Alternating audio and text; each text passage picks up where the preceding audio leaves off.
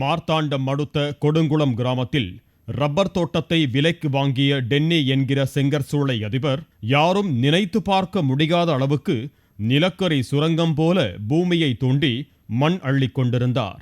3 அடி ஆழத்திற்கு மண் அள்ள அனுமதி பெற்றுவிட்டு 45 அடி ஆழத்திற்கு மண் அள்ளப்படுவதாக ஊர் மக்கள் குற்றம் சாட்டினர்.